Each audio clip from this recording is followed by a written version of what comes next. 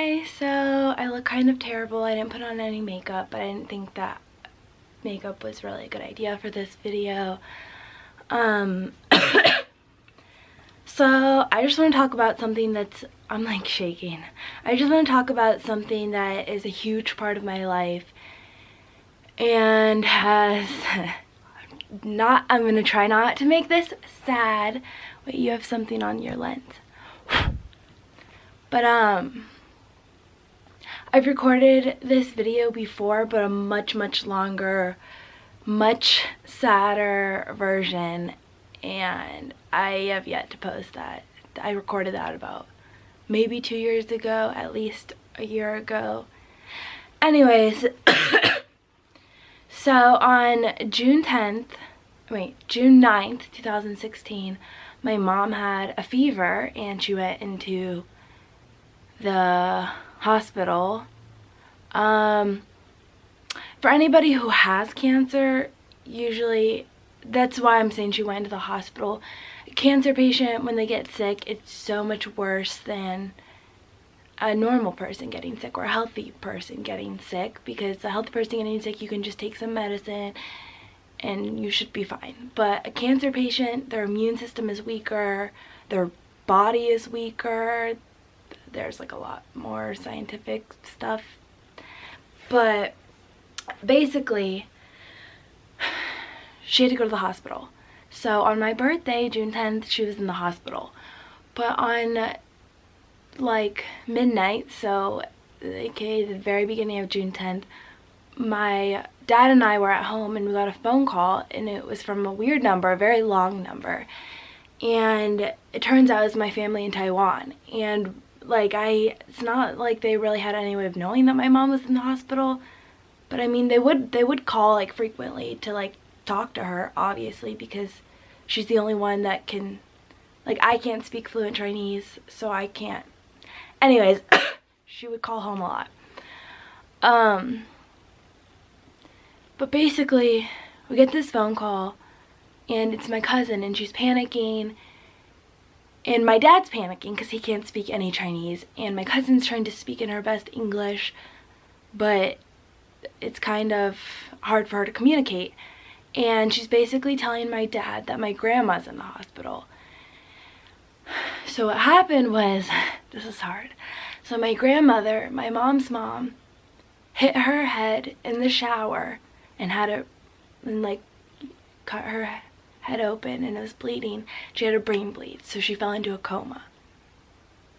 So she was in the hospital in Taiwan, and my mom was in the hospital in Ohio. So that birthday was really crappy for me. But I mean, my family, okay, I sound really annoying when I'm like in this like crying voice.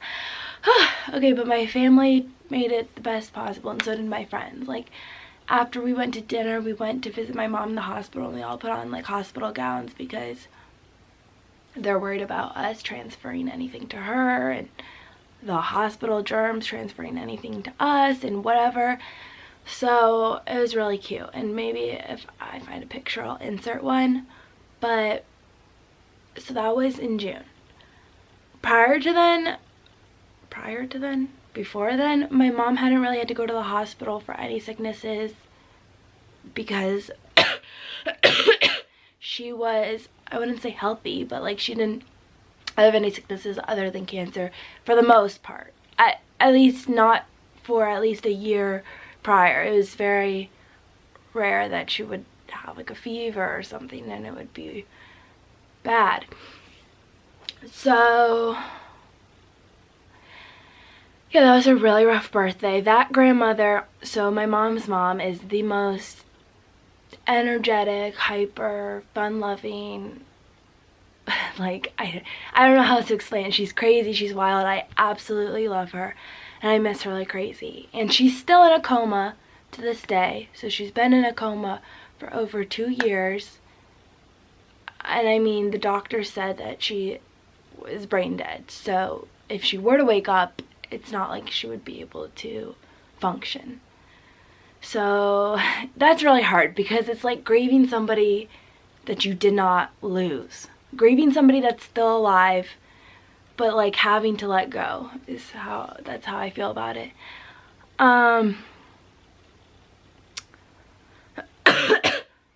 Also, from what I understand in Taiwan, they don't believe in it's two things that I always get mixed up. Number one, either she's breathing on her own, so I think that's what it is. My grandmother's still breathing on her own, and then also in Taiwan they don't believe in like allowing somebody else to make the decision of a person's life, especially if they're breathing on their own. I don't know if that's allowed in America or if I am confused, but yeah, so that was a really tough birthday. And then my mom started to get worse and worse, and then right around fall, so like August, September, I was in school.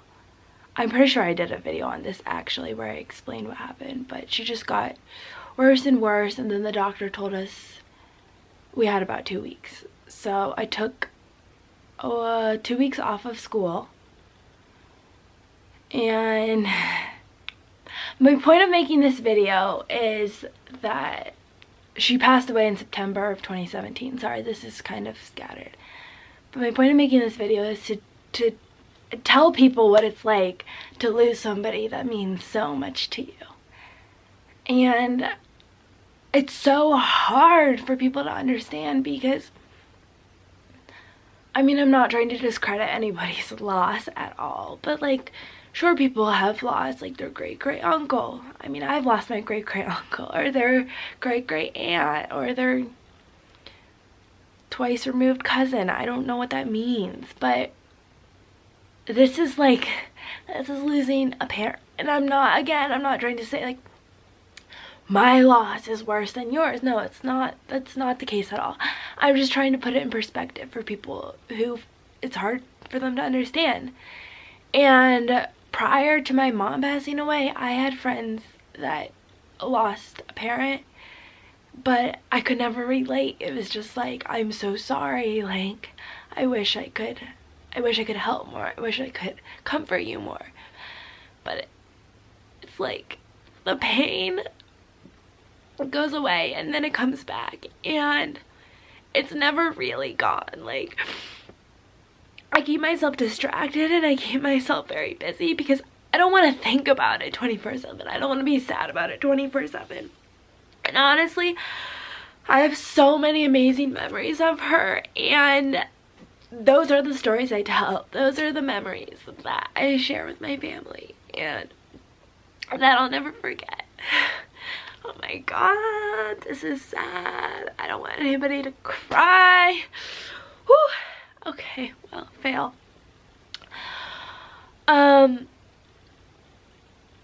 Yeah, so if you have a friend, stop crying. If you have a friend who lost a parent or a sibling, somebody in their immediate family, then just know that there's gonna be days when they need you. It'll be random. It could be 2 years later. It could be 1 month later. It could be 2 weeks later. Like, there's just, it's so sporadic because little things make you miss them, and you know that you can't bring them back. And if you've lost somebody, just know that all these people out there are trying their hardest to help. So, I mean, I wouldn't push them away. I know people have their own personality, but I wouldn't push anybody away even if they're trying to help, because people don't know, and you know, I get asked so often, like, it's not funny, it's like really depressing, but it's uncomfortable how often I'll see somebody who I never see or haven't seen in like 5 or 6 years, and they're like, how's your mom doing? And it's like, do I make them feel terrible and tell them the honest truth, or do I live a lie and I'm like, she's great? Like, I don't know. I worry if I do that, then they'll keep asking questions like, where's she working now? Or like something that's like, the more I lie, and then if I have to tell them the truth, then it's gonna be that much more shocking to them. So usually I tell them the truth, and it feels terrible for me, it feels terrible for them, because their whole mood changes. And it's just really hard, okay? It's hard for everybody to cope with. It's hard for everybody to deal with.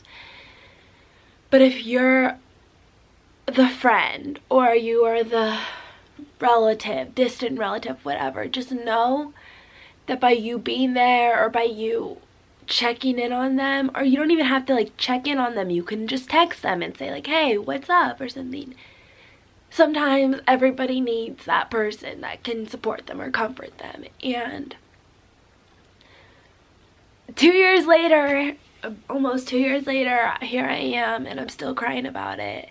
And it's honestly, it comes and goes, and it's really hard. And it's really hard when I see people having an amazing time with their mom, or like their mom's like went on a 5K with them, and I'm like, geez, like I wish I could do that. I wish, because my mom was so energetic and so active that like she would have done that with me, honestly. And it's like, but I mean, my mom always taught me not to be jealous of other people, not to wish that something were different, because you can't control it. I can't control that. Nobody can control that. And she had an amazing life, so I am grateful, but it's really hard. So, and please, if any of you can relate, or you have your own story to tell, if you're that friend, or if you're the friend that's like supporting, or you're the friend that's coping, feel free to comment down below. I love you all, even though I don't know who's watching these videos. That's kind of creepy. Okay, well, I'm sorry to make it sad. I hope it's not too sad. I hope nobody goes bawling their eyes out. Oh my god, I hate my voice when I cry. It sounds like it's gonna crack. Okay, well, thanks for watching. And just know, like, always reach out to your friends, no matter what. And sometimes they may have gone through a loss, but you don't even know. And it just helps to, like, check in on them. Like, what about that friend that you haven't seen for 3 months? Maybe text them. Maybe see how they're doing. It doesn't matter if you can't always hang out, but, like, making sure you can communicate to check on them makes all the difference. Okay. Well, thanks for watching. Bye!